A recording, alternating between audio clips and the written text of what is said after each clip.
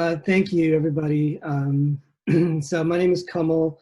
I'll be talking about a startup I'm co-founding called Basin.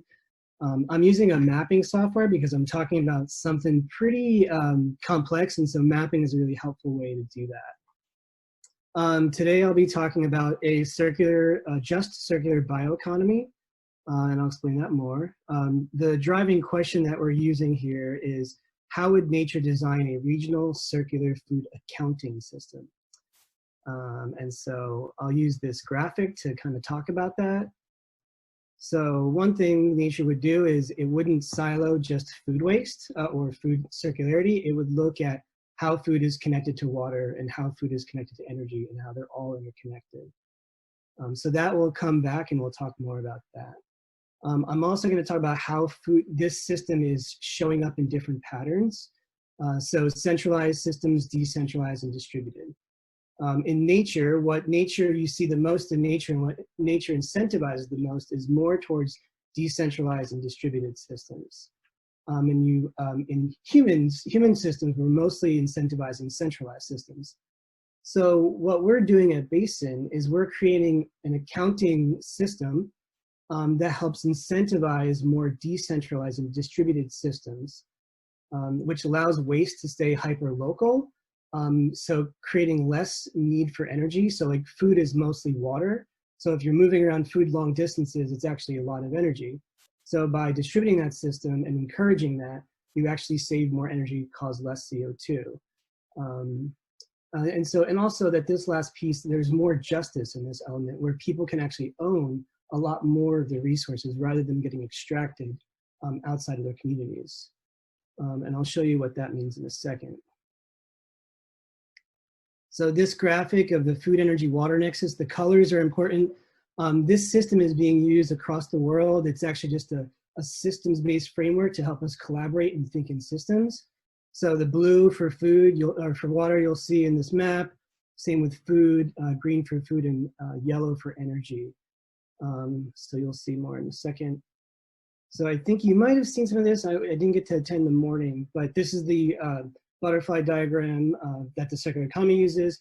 This is the biological side of that diagram. And what we're talking about today is anaerobic digestion and composting and biogas. So the other piece to this is that we're specifically talking about decentralized systems. So I'll show you what that means. So I'm going to start with, this is on an island called Vashon Island in the Seattle area. They make this really awesome organic tofu, but in the tofu making process, there's a lot of byproducts. So waste product from the tofu making process.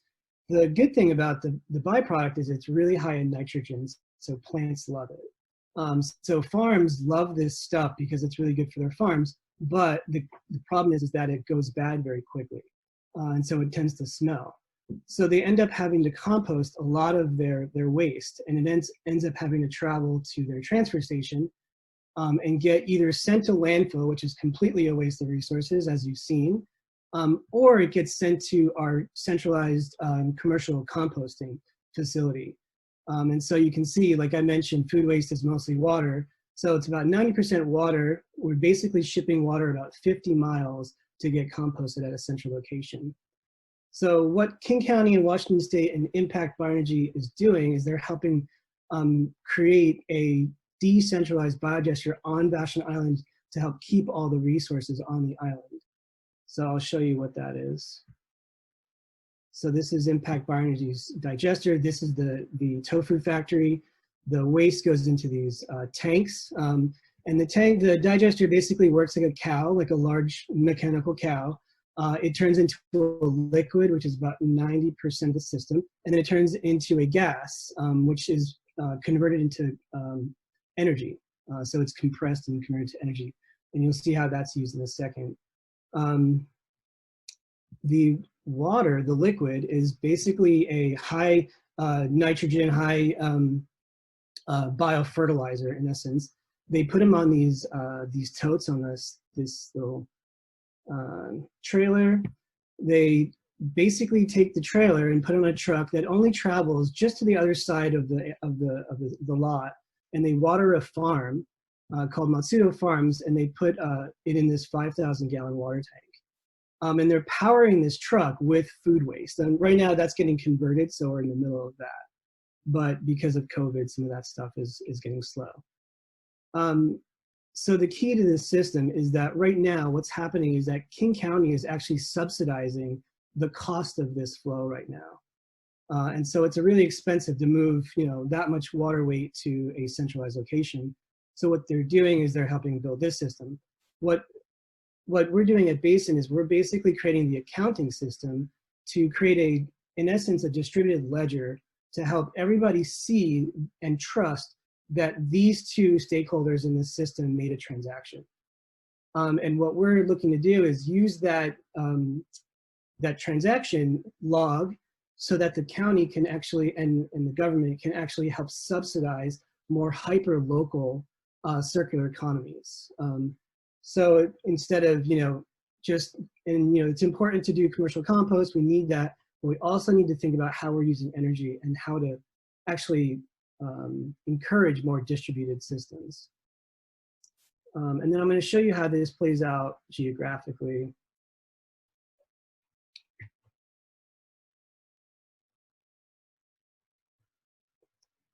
So, so here's Vashon Island digester.